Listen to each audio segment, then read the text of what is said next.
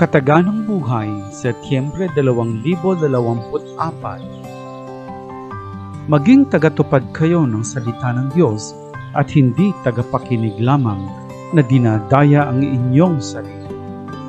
Iginigiit ng may akda ng talatang pinili para sa buwang ito ang pangunahing tema ng pakikinig at pagsasagawa. Sa katunayan, patuloy na sinasaad ng liham.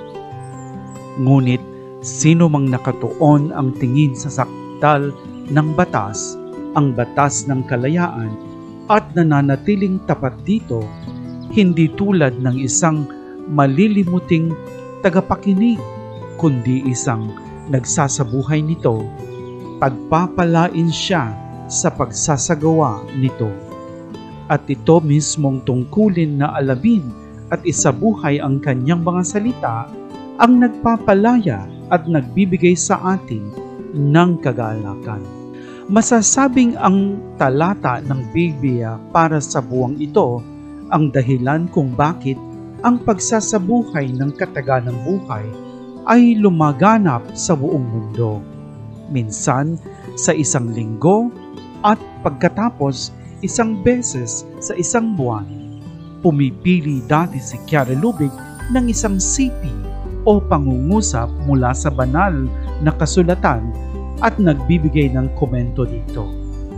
Nagtitipon sila, nagbabahaginan ng mga bungang natamo sa pamamagitan ng mga karanasan sa buhay at lumilikha ng isang nagkakaisang komunidad na nagpapakita sa panimula nito ng pagpapabagong kaya nitong gawin sa lipunan.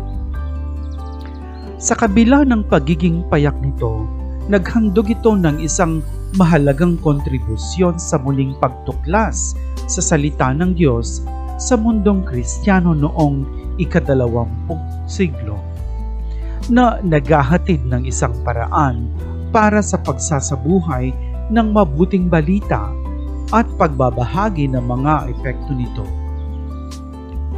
Maging tagatupad kayo ng salita ng Diyos at hindi tagapakinig lamang na dinadaya ang inyong sarili. Kinuha ng sulat ni Santiago ang ipinahayag ni Jesus upang maisabuhay at maranasan natin ang kaharian ng langit sa piling natin. Tinatawag itong mapalad ang sinumang nakikinig sa kanyang salita at tumutupad nito. Kinikilala bilang ina at kapatid ang mga nakikinig at nagsasabuhay nito. Inihahambing niya ito sa binhi na kung ito'y mahulog sa matabang lupa, sa ibang salita, sa mga nakikinig nito ng may mabuti't marangal na puso at tinutupad ito, nagbubunga sila dahil sa kanilang pagtitiyaga. Isinulat ni Chiara Lubig, sa bawat salita ni Jesus, ipinapahayag niya ang kanyang buong pagmamahal sa atin. Kung isasabuhay natin ang salita ng Diyos at gagawin itong sariling atin, mararanasan natin ang makapangyarihang buhay na dulot nito sa atin at sa paligid natin. Mahalin natin ang mabuting balita hanggang sa mabago nito ang ating sarili at kumalat sa iba. Mararanasan natin ang maging malaya sa ating sarili, sa ating mga kahinaan, sa ating pagkaalipin, at gayon din makikita natin ang revolusyon ng pag-ibig dahil babaguhin ni Jesus na malayang namumuhay sa atin ang lipunang ating ginagalawan. Maging tagatupad kayo ng salita ng Diyos at hindi tagapakinig lamang na dinadaya ang inyong sarili. Paano natin maisasabuhay itong salita ng Diyos? Masdan natin ang ating kapaligiran at gawin ang lahat ng ating makakaya upang maglingkod sa mga nangangailangan sa pamamagitan ng buntit, malaking pagkalinga sa isa't isa na binabago ang mga hindi makatarungang istruktura ng lipunan, nilalabanan ang karahasan, tinataguyod ang kapayapaan at muling pagkakasunduan, at pinapaigting ang pagrerespeto at pag-aalaga sa ating planeta. Maaari nitong simulan ang isang tunay na revolusyon sa ating buhay, sa trabaho at sa mga komunidad na ating ginagalawan.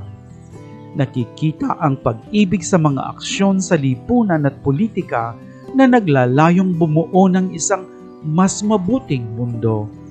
Dahil sa pagtatalaga ng isang munting komunidad ng Focolare para sa mga matatanda na pinangalan ng Chiara Lubich ay pinasinayan sa Lamud, isang lungsod sa kagubatan ng Amazon sa Peru na may taas na 2,330 metro. Nagbukas ang sentro sa gitna ng krisis ng pandemya at nag-aalaga sa 50 matatanda. Ang bahay, ang mga muebles, ang mga pinggan at maging ang pagkain ay narigalo ng karatig na komunidad. Isa itong pakikipagsapalaran na may kalakip na mga paghihirap at hadlang. Ngunit noong Marso 2022, ipinagdiwang ng sentro ang unang anibersaryo nito. Binuksan nito ang kanyang pintuan sa buong lungsod. Maging ang mga otoridad sa politika ay dumalo.